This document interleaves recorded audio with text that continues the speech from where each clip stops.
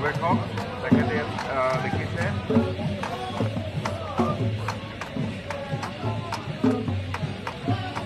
মানসী শৰ্মাই হিন্দীত এটা লেখা লিখিছে, জাতি বিয়পী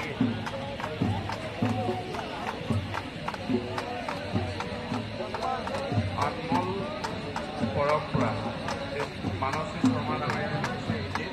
উজনি অসমৰ পৰা ডক্টৰ বিনোদা দাস ডাঙৰীয়াই এটা লিখিছে আৰু অসমীয়া উত্তৰ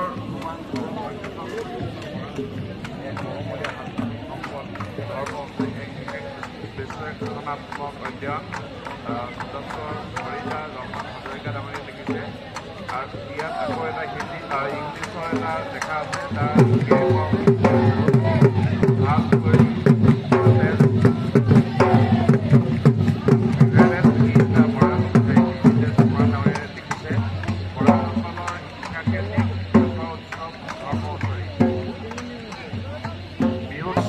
সংস্থাৰ বুৰঞ্জীবিদ সুলেখক গৱেষক শ্ৰীযুত শ্ৰীকুমাৰ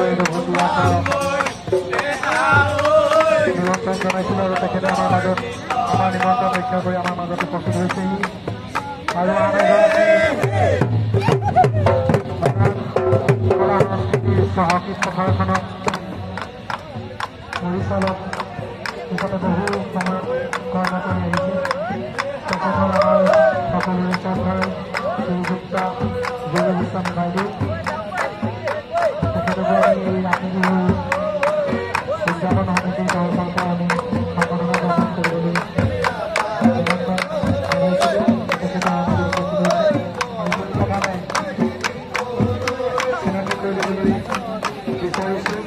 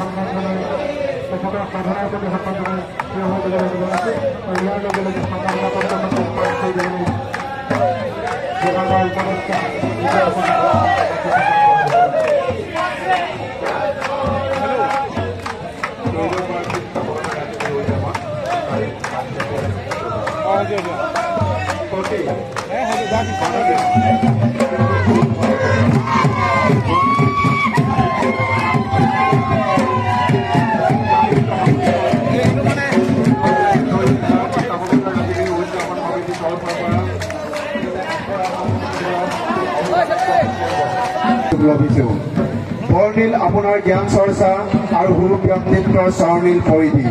সংগ্ৰামী জীৱন যুঁজত ভূমিপুত্ৰৰ মহানসকলৰ লগতে অসমৰ ভিন্ন জাতি জনগোষ্ঠীৰ সৈতে সহৃদয়তা আৰু একাত্মীয়তাৰ বাটজুৰিয়ে নিকপকপীয়াকৈ বান্ধি সচেতন আৰু দূৰদৰ্শী মনৰ অধিকাৰী হোৱাৰ পৰিচয় গ্ৰহণ কৰি অসমীয়া জাতিটোকে জনমানসত গৌৰৱ উজ্জ্বল ইতিহাস আৰু সাংস্কৃতিক মনস্কতাৰ সুপৰিৱেশ সংৰচনা কৰিছে। কৃতি শিক্ষকৰ দ্বাৰাই বহুজনক প্ৰজ্ঞাৰ সঞ্চাৰ কৰাৰ উপৰিও জাতিটোক মহিয়ান কৰি তুলিব পৰাকৈ প্ৰচেষ্টা আগবঢ়োৱা লিখিত অলিখিত প্ৰতিপূজাৰ ত্যাগ অৱদানে আমাকে আনন্দ চুবুৱাইছে। এজন সচেতন নাগৰিক হিচাপে কলমৰ জৰিয়তে আমাক জ্ঞানলব্ধ বহু গ্ৰন্থ যেনে মহান মত বুৰঞ্জী আদি কৰি শ্ৰী শ্ৰী চতুৰ্ভুজ শ্ৰী শ্ৰী অষ্টভুজলৈকে বহু উপহাৰেৰে জগত জিনাৰ নিৰৱধি জ্ঞান চক্ষুৰ বাট মুকলি কৰি দিয়া সুবাদত ৰাতি বিহুৰ এই সেউজ জলচাৰ পৰাই শ্ৰদ্ধা হৈ কৃতজ্ঞতা যাচিছোঁ। আপোনাৰ দ্বাৰা লিখিত প্ৰতিগিলা পাঠ প্ৰতিখন গ্ৰন্থই অমৰ হওক, জগত সভাত জিলিকি বহুজনৰ আদৰ্শ হৈ ৰওক, পৰিশেষত বাংময় হওক আপোনাৰ অনাগত প্ৰতিফলন ফল সুস্বাস্থ্য মংগল আৰু অশেষ শুভকামনাৰে ধৰ্মান্তৰণে